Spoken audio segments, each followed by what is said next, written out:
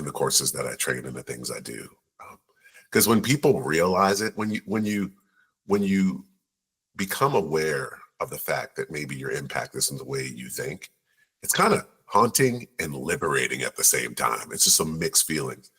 But when you realize that, okay, I'm realizing that some of this is on me and I control me. Your business's success depends on relationships with customers, relationships with employees, and relationships with stakeholders. What do they all have in common? They're all human. Because no matter if your business is B2B or B2C, it's really H to H, human to human. Welcome to the Human Connection Podcast. I'm your host, Karl Pontau. Each week, I'll bring you stories, insights, and practical advice from experts that you can apply to your growing company and daily life. This week, I'm excited to connect with Desmond Lomax. Desmond is a senior consultant with the Arbinger Institute. He has 20 years of experience working in the field of public safety. He is a licensed clinical therapist with a specialty in humanizing the workplace. Congrats on helping humanize the workplace, and welcome to the Human Connection Podcast. Hey, thank you. It sounds like our podcast and the work I do goes hand in hand, so I'm excited. Yes, it does. So one thing you mentioned before we started recording that I'm really interested in learning more about is how people get in their own way in the workplace through self-deception. Tell me more about that. Well, so the Arbinger Institute, our motto is, one of our mottos is we humanize the workplace. We do that by addressing like different principles or philosophies that help people see themselves in ways where they can be more effective. One of those principles is this idea of self-deception, right? And self-deception is simply the principle of, at times when I'm a human being, I'm working hard, I'm doing the best I can, I'm putting my best foot forward. So clearly, I'm having a positive impact. Clearly, I'm doing the right thing all the time. Clearly, it's not me. It's not my issue if someone's not responding to the way I lead. This idea of self-deception is the process of justifying how we live and how we do the work that we do. And a part of that justification is dehumanizing other people. And the challenge with self-deception is we're often blind to the fact that we're actually doing it. I mean, that makes a lot of sense. But I imagine the same sort of behaviors that the cause of this what allows people to not keep to like New Year's resolutions and all these things where people aren't honest with themselves. Yes. Or don't hold themselves responsible compared to what they hold other people to, or they would.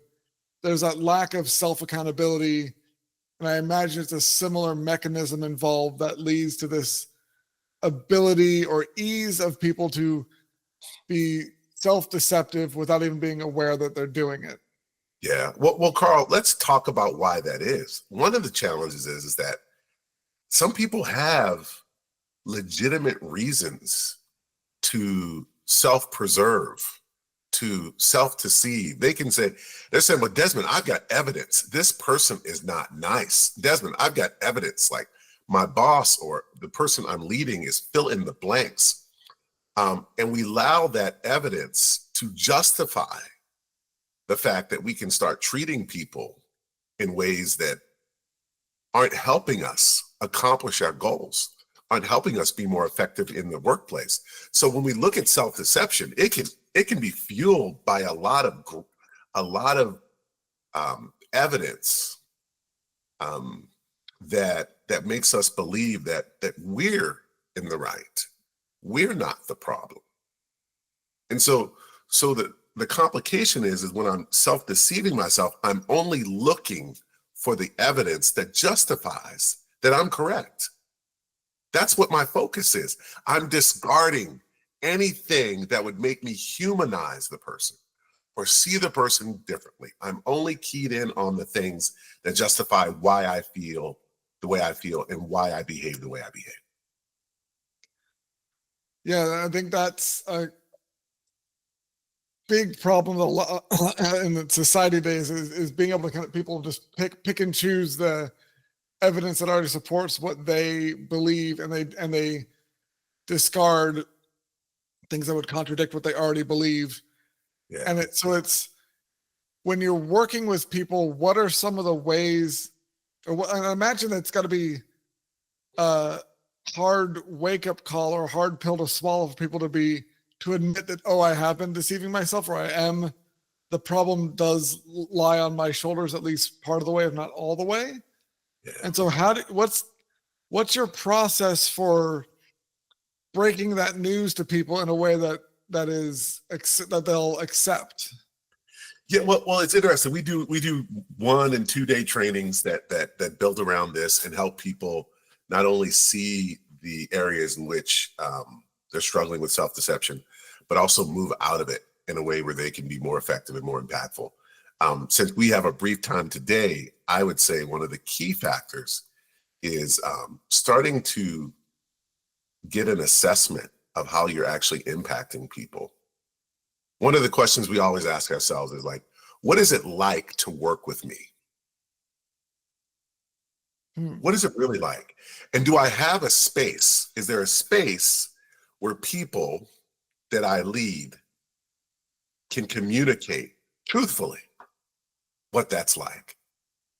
What is it like to work with me on a day-to-day basis? When I'm self-focused, when all I'm focused on is the goal of what I'm trying to accomplish for the day, and I start to lose sight of the people that are actually helping me achieve that goal, what is it like to be around me?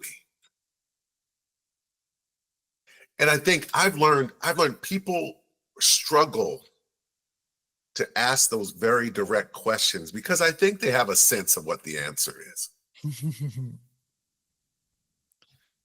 Yeah, it's that sort of self-reflection often doesn't reveal flattering behavior or traits about oneself. But I imagine it's when people have the strength to go through the exercise and to apply the coaching that you help them through and to humanize their workplace, that you get some amazing results. Do you have any like case studies you could share that it's like, here's what it was like before and here's what it was like afterwards, and how worth it is to go through this transformation? Yeah, I'll give you a few different examples. I'll give you a personal one and a work one. I was working with an organization, just super excited because I worked in the field of corrections. I was a therapist and did rehabilitation work for a good part of my career. So I got to work with this big organization that brings a lot of people together to do the trainings.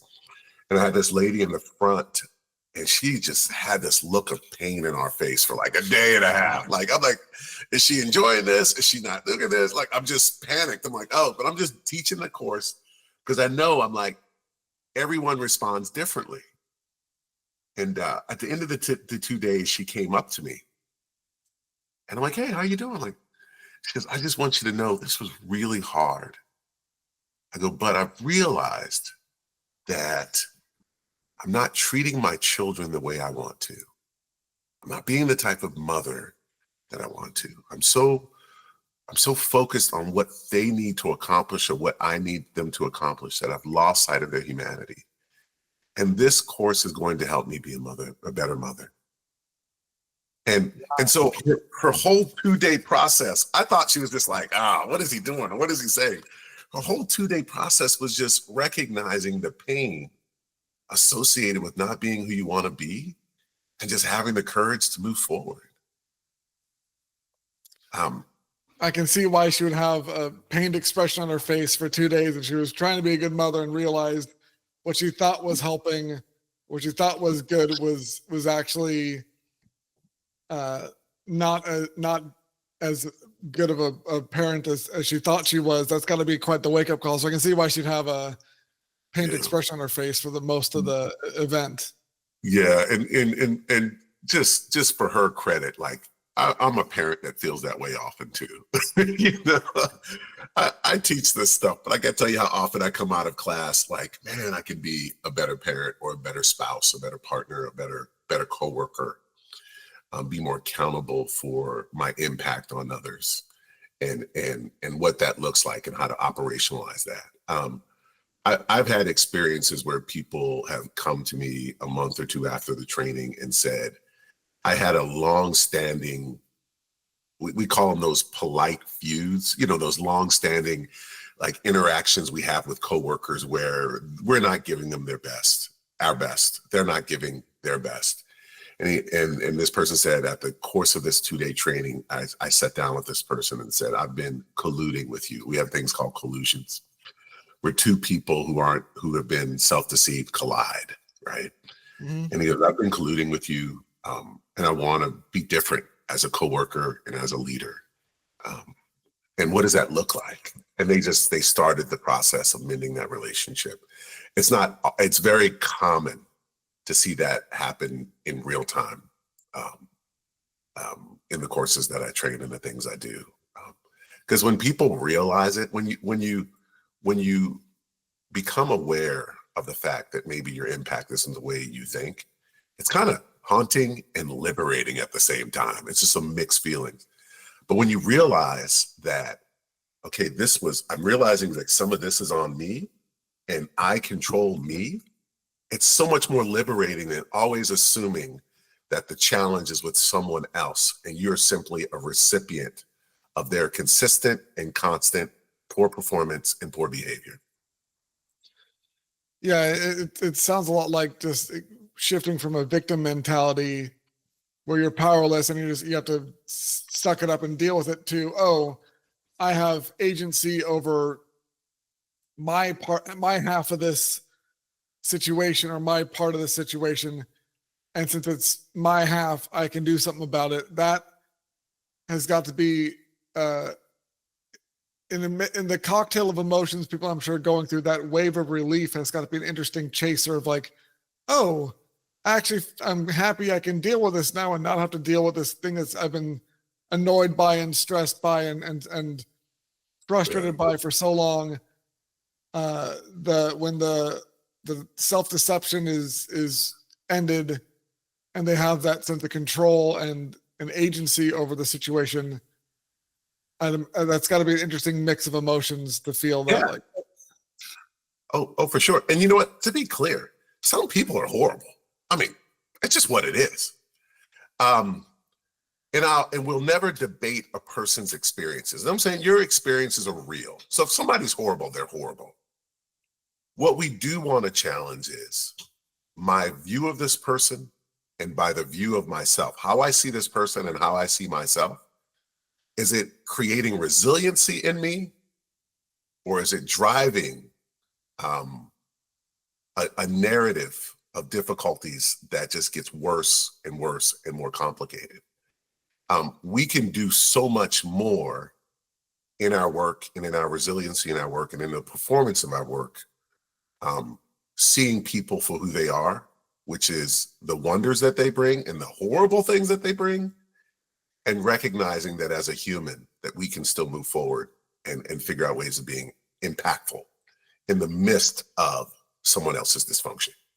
And so it's a little more nuanced than like, I need to take ownership of shitty people being shitty. I don't know if I can say that. It's French. I'm sorry. Yeah. I'm not saying take ownership of people's shitness. It's French. But I can say that there is so much work that is in the process of thinking, you know what, I can see your humanity and have boundaries and see you for who you are and still accomplish the things I need to accomplish to be successful in work. And I think that pulls you from a mentality where you're simply suffering because of someone else's poor behavior. I totally agree. And I think I acknowledge and I'm well aware that it's often way more complicated than we can go into in the 14 minutes we've been talking. And that there are going to be people that are just abrasive but when you approach it from that, like I said, that level of understanding about yourself and have better boundaries on the relationship and can own your part of it and work to respond rather than react, I think is another part of it that's really important. Is when you react, it's a like knee-jerk thing and it's rarely ever productive and it often just adds fuel to the fire. But if you're able to respond thoughtfully and mindfully to the situation and help and guard those the barrier, not the barriers, the boundaries you've set, then you can kind of be more productive and manage the situation better than if you stick with that kind of victim mentality of, oh, it's all their fault and there's nothing I can do about it. And there's even a chance that even if they are just really abrasive and not a great person, there's more of an opportunity to either improve the relationship over time or just help identify that they're probably not good for the organization, and other people will see that how well you handle it, which would be better for your other relationships and more likely to help fix the organizational issues, because the abrasiveness or like kind of the French wordness of that other person is more relevant because you're handling it so well and you're not seen as part of the problem. You're seen as someone who's working to manage the situation as well as you can. Yeah. And so I think it might, again, longer term lead to a better solution than if you're just basically like stooping to their level, so to speak. No, beautifully stated. One of the things we like to add to that is like, when you are a problem to me, I don't believe you'll ever change. And in fact, not that you'll even change, I'm just going to be focused on every time you justify why I don't believe you'll never change. When you're just a problem and an object to me, you're not going to change. And we're going to go through this, and I'm going to have to do all of these additional things to put you in your place, or to fight against you, or to resist you constantly. The people-to-people work you're talking about is riddled with people resisting people. And at the heart of that resistance is people feeling that they don't feel seen, they don't feel humanized, and so they are going to fight to protect themselves. And so a part of self-deception, or part of this idea, we call it being inward or outward, to put a label to it. When I'm inward, I see people as objects and I'm focused on myself. When I'm outward, I see people as people and I'm focused on our results. And in the process of all of that, our ability to see people in ways that their potential to change is at the heart of them being human. Just that understanding, that start, allows me to operate differently than being caught in a place of, in a belief where this person's a problem, they're an object to me, and they'll never change. Just that mindset change can make such a difference in the innovation of the work I do and how I connect with people and how I do my work. Yeah, because I think it takes me back to a thought you inspired me to have earlier when you were talking about the self-deception and how people think if there's other people's problems and they're doing the best they can. But I think there's always room for us to grow and improve as human beings and being better human beings. There's no one who's at the pinnacle and has no room for growth in any way whatsoever, which I think is really exciting, and part of what makes life so much fun and worth living is because there's always something more to learn. And so I think for the people that you start working with them and they don't realize that they can be a better coworker, they can be a better employee, they can be a better human in the workplace, that relieving that self-deception, I think, unlocks a whole bunch more potential for them to improve their own lives and improve their own careers, because they're no longer staying stagnant in their own growth and their own relationships and their own humanity. And that, in turn, by not being so focused on themselves, ends up helping themselves better, because they're going to be, their careers will be way improved because they're now becoming a better human being, and that's going to resonate with their bosses. They might even get like offers from other companies and stuff because they're leveling up themselves by not focusing on themselves as the only thing that's important, which seems counterintuitive, but it's like that's how it works. Yeah, no, it's beautiful. Like I make my assumption is that I'm not having the impact I want. I just make that assumption that no matter how hard I try, I'm just going to assume that maybe I'm not impacting people the way I want. I just had a conversation with my wife. I volunteer at a particular place, at the YMCA, and I think I'm doing a great job. And my wife's like, "Well, you could probably help here and help there." She's kind of my boss at the YMCA. And I get a little resistant. I'm like, what do you mean? Like, I'm a volunteer. I was a volunteer of the year 2 years ago. But the reality is, like, at work, I am very open. How can I impact the world? How can I see changes? And then at home, I'm like, I'm doing my best.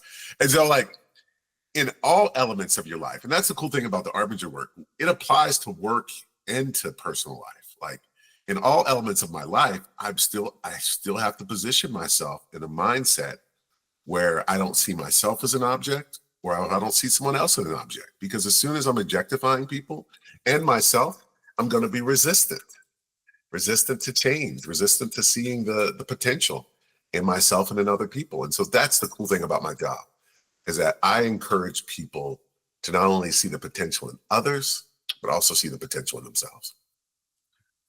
Well, that's a great sentiment. I love it. And thank you so much for connecting with me today, Desmond. If you enjoyed this episode of the Human Connection podcast, please leave a review and share it. If you'd like to connect with myself or Desmond, check out the links in the show notes.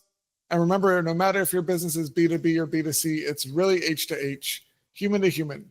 Happy connecting.